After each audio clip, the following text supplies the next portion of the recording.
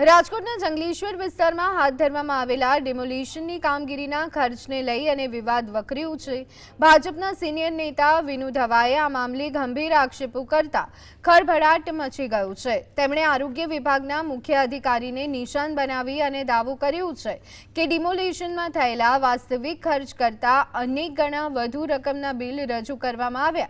વિનુ ધવાએ આક્ષેપ કર્યો છે કે બજાર ભાવ કરતાં ઘણી ઊંચી કિંમતે વસ્તુઓના બિલો બનાવી તંત્રને ચૂનો લગાડવાનો પ્રયાસ થયો છે।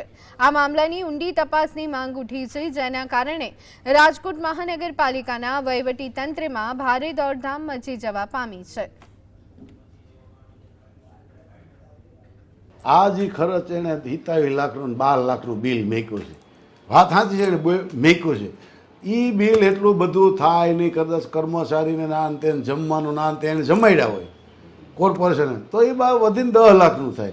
અને પાણી બધું પાયું હોય એને આ કર્યું તે 2 લાખનું પાણી જોઈએ મને એટલી